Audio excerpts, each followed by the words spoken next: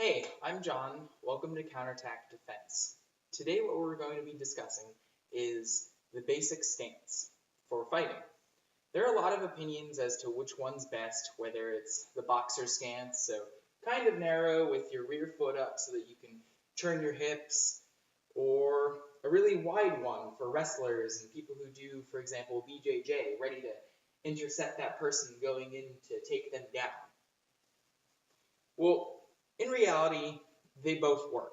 But what I think is best is honestly a nice wide stance. So how you figure out the distance between your legs is you take the inseam of your pants, so from your crotch to the hem of your pants, and you open your feet that wide.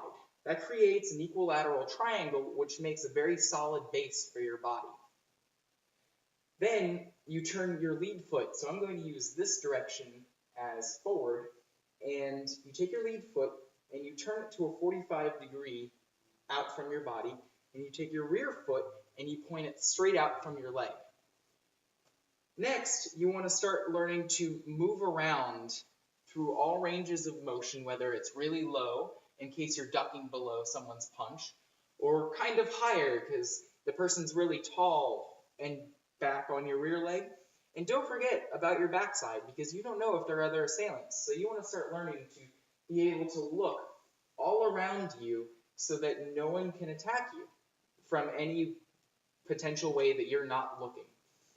So once you have this basic being able to move through all different ranges of motion mastered, and don't think that to master them all you just continually move in a circle or you just shift side to side. That's not really how it works. You want to change your center of gravity so that your body can adjust to it. So that way, no matter what position you're in, your body can relatively adapt to it a lot easier because you've had this type of training, instead of trying to stand like a pole in a fight.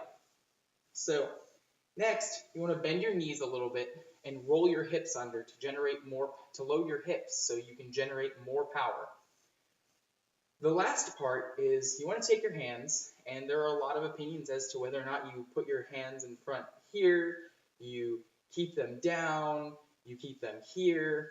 Well, in the actual fight, you should put your hands on your head, because if you're being overwhelmed or people are hitting your head a lot, your hands will naturally travel to your head to block them.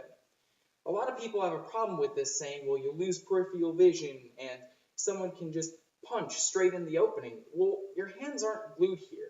So you want to be able to move your shoulders and your elbows so that you can block in front of your face and you make potential targets continually disappear without actually really thinking about it. So you don't want to have a set movement pattern of always moving your left elbow in a circle or always moving your right arm across your face. You want to be able to do all of the above. So regardless of where your hands are, your opponent's going to have a really hard time to hit the vital parts if wherever he's trying to strike is constantly moving because your hands are either covering it, etc.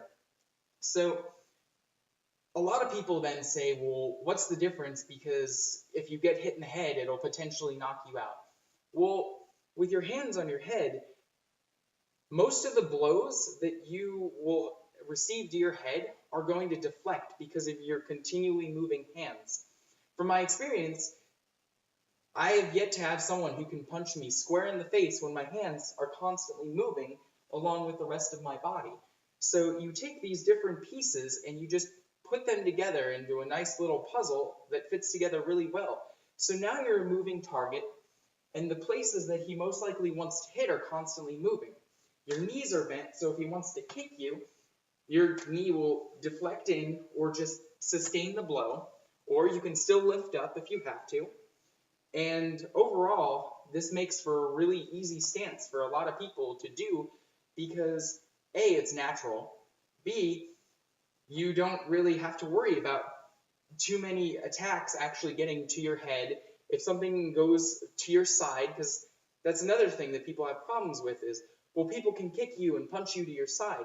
Well, once again, your hands aren't glued here. So if you have to, drop your hand down to block a blow if you don't think that your abs can handle it. Otherwise, take the punch, move on. This is meant to be about you. So whatever you have to do to adjust this for your body and your mentality, you should do. It's a fighting style should never be set in one specific thing. So take this entire thing and work with it. And we'll see you again soon.